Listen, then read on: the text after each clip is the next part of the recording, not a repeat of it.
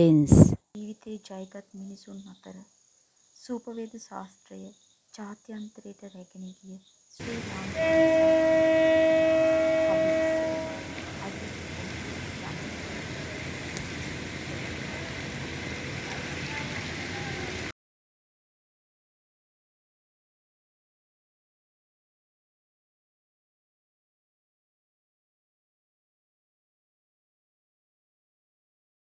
මං අයියාසේ කාටේ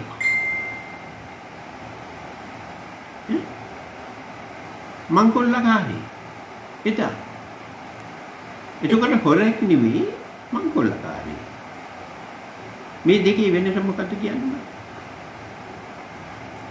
හොරා මං කොල්ලා කාටේ මංකොල්ලකාරයා බලහත්කාරයෙන් එතකොට බලහත්කාරයෙන් මේක කරගෙන ඉන්න වෙලාවේ අවුරුදු දෙකමාරයි මම කිව්වා මේ ගෝලයට කිව්වා මේ වැඩේ හරියන්නේ නැහැ අවුරුදු 18යි වර යන්නේ හෙට්ටි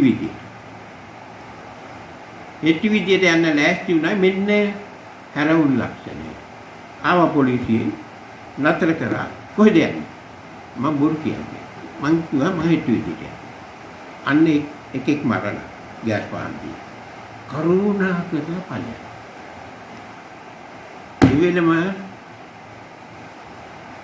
හම්බ කරපු දේවල් වලින් ගොඩවල් දෙකකට ගැහුවා එක ගොඩක් එතන තිබ්බා එක ගොඩක් කරේ තියාගත්තා මම පස්සේ ගියා එතකොට අපිට බස් වල යන්න හරි ඕනේ අයියා සිගාරවලු යනකොට අම්බලංගු අලුත් ගමින් මිනිහෙක් නැග්ගා අම්බලංගුනි බැස්සා රෑ බහිනකොට මම බහැලා මුඩ ගැහුවා හරි මුඩ ගැහුවට මේ ඩ්‍රයිවර් කිනා පොලිසියෙන් ඉන්නවා නගින්න කියලා ඔන්න මං ගියා හරි ඊට පස්සේ කසාදයක් බැන්දා ජොබ්ස් නෑ සල්ලි නෑ දැනුම නෑ ඉස්කෝලේ ගියේ නෑ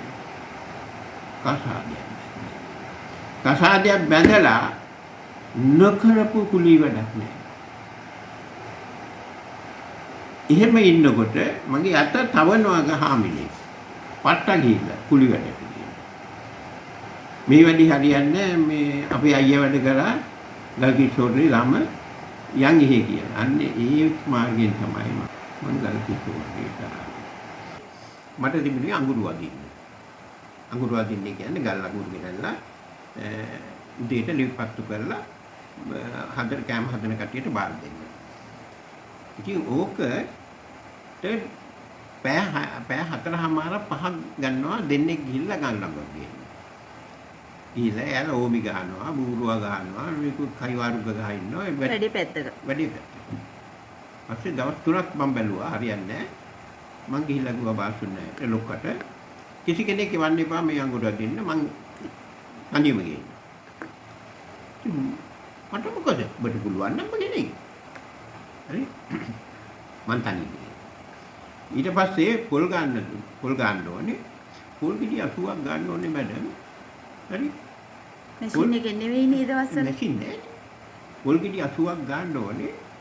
කොහොමත් පැය දෙකමාර අනිවාර්යයෙන්ම දෙන්නේ. මම ගෙඩි 5ක් ගහනකොට අනිත් මිනිහා භාගයයි ගන්න. අයින් කරා. තනියම මං කරා. හරි? අන්න ඒ විදිහට ඊට පස්සේ මං කිව්වා මම මොකුත් දන්නේ නැනේ. මම මේ හැබැයි ටිකක් මගේ විශ්වවිද්‍යාලේ හොඳයිනේ. මං කිව්වා බාස්තුන හැලටයි හැම ඩිපාර්ට්මන්ට් එකකටම මේ කියන්නේ කුසියේ කිසිම කෙනෙක් නැත්තම් එදාට වැඩට ආවේ නැත්තම් මට කතා කරන්න මට කෝල් ටයිම් එපා. මම ඒකට ඉන්නවා. අන්න ඒ විදිහට වැඩ කළා තමයි මැඩම්.